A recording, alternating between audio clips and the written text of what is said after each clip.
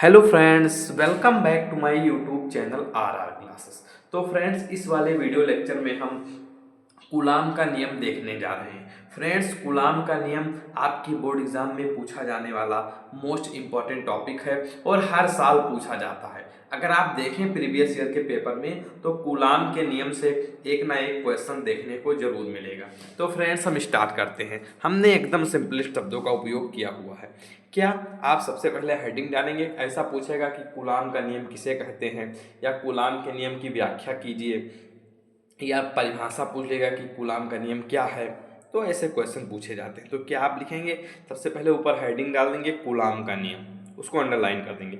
फिर लिखेंगे कि क्या लिखना है कि दो स्थिर बिंदु आवेशों के बीच कैसा आवेश होना चाहिए, बिंदु आवेश होना चाहिए, और वो भी कैसा होना चाहिए, स्थिर होना चाहिए।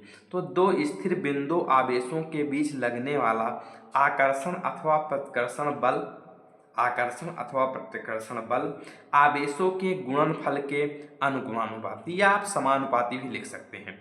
आवेशों के गुणनफल के अनुक्रमानुपाती तथा उनके बीच के दूरी के वर्ग के व्युत्क्रमानुपाती होता है। ये है आपके कूलाम का नियम। अब सबसे पहले आप इस डायग्राम को समझने का प्रयास करिए। यहाँ पर हमने एक डायग्राम बनाया हुआ है। यहाँ पर दो बिंदु आवेश हैं। हमने बिंदु आवेशों का नाम नहीं लिया है, तो मान लीजिए ये एक बिंदु आवेश P है और एक बिंदु आवेश Q है। तो इस पर हमारा Q1 आवेश है और इस पर Q2 आवेश है। ये हमने दो बिंदु आवेश ले रखे हैं और दोनों कैसे हैं, स्थिर बिंदु आवेश हैं। और इनके बीच की दूरी क्या है, बीच की दूरी हमने यहाँ पर R कर रखी है और इस पर एक बल F कार्य कर रहा है।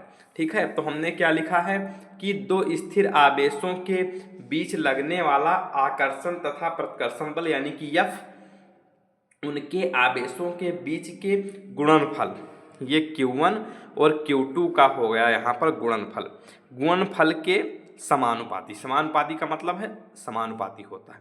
फिर उनके बीच की दूरी के वर्ग के, बीच की दूरी क्या है, R है, तो इसके वर्ग हमने कर दिया, वर्ग मतलब स्क्वायर कर दिया। इसके बीच के दूरी के व्युत्क्रमानुपाती, व्युत्क्रमानुपाती का मतलब होता है कि हम बटे में ले लेते हैं, व्युत्क्रमानुपाती होता है। तो आई होप कि आपको इतना चीज़ें समझ में आ गई होंगी। हमने उसको इक्वेशन 1 बना दिया है और फिर इक्वेशन 2 बना दिया है। अब हमने क्या लिखा है कि समीकरण 1 व समीकरण 2 को मिलाने पर, अब इन दोनों समीकरण को अगर हम मिलाकर लिखेंगे तो क्या हो जाएगा कि F प्रोपोर्शनल टू हो जाएगा Q1 Q2, ये F समानुपाती है Q1 Q2 अपान R स्क्वायर के। इसको हमको मिलाकर हमने लिख दिया। फिर अब आप जानते हैं कि अगर हम समानुपाती का चिन्ह हटाते हैं तो एक कांस्टेंट आता है। तो हमने एक समानुपाती का चिन्ह हटाया तो एक नियतांक K आ गया। K क्या है, K एक नियतांक है। ठीक है, अब हमारा नियम जो बनकर चला वो आ गया कि F बराबर K का मान क्या होता है, 1/4 pi epsilon not.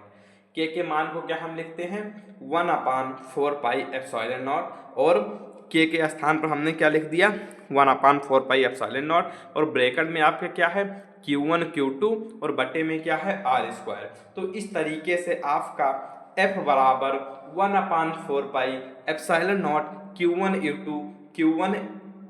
Into Q2 upon R square, ये हो गया आपके कूलाम का नियम।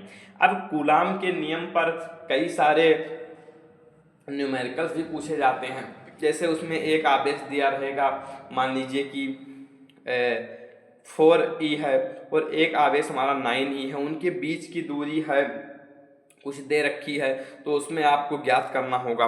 तो न्यूमेरिकल में हम 1/4 पाई एप्सिलॉन नॉट की वैल्यू क्या उपयोग करते हैं, 9 इंटू 10⁻⁹। अगर आप न्यूमेरिकल लगा रहे हैं और न्यूमेरिकल में आपको 1/4 पाई एप्सिलॉन नॉट की वैल्यू पुट करनी है, तो क्या आप पुट करेंगे 9 इंटू 10⁻⁹।